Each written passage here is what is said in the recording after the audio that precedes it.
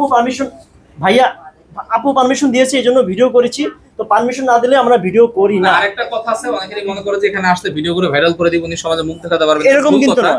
আমরা এখানে আসি, আমাদের এখানে এই আরো টিস্যু দাও, আমাদের এখানে মানুষজন যারা আসে তাদেরকে আমরা জিজ্ঞেস করি আমরা একটা শর্ট রাখতে চাই, পারমিশন দেয় দিলে নাই, এটা তো মানে উদ্বিগ্ন হওয়ার কিছু নাই যে আমি সাতপত্তা করি, আমি গেলে আমার ভিডিও করে দিবে আমার সামনে, আমাকে এরকম কিছু না। আমরা একটা ছেলেদের ভিডিও করে আপনারা আজকে সবাই দেখলেন ভিডিওগুলোতে। আমি আপনাদের বলবো আপনাদের এখানে সম্পূর্ণ সেভ, আপনার বাসা যেমন সেভ, আমার অফিসও তেমন সেভ, আপনারা নির্দ্বিধায় কাজ করবেন। আর আমাদের মহিলাদের কোনো ইন্টারনাল পার্ট আমরা কাজ করি না, মানে শাড়ি উঠায় যে এই সার্ভিসগুলো আছে এগুলো আমরা করি না, এবং ওগুলো মহিলা ডাক্তার ছাড়া করাবেন না। বিভিন্ন পুরুষ লেজার সেন্টাররা বলবে আমাদের এখানে সিক্রেট রুম আছে, সিক্রেট প্লেসে আমরা সিক্রেট কাজ করি, সিক্রেট প্লেসে মানিক যাবে কিছু যাবে না। মা বোনদের বলবো সবার কাছে ক্ষমা প্রার্থী আমি এরকম নম্রভাবে উপস্থাপন করার জন্য, না হলে আপনারা বুঝতেন না।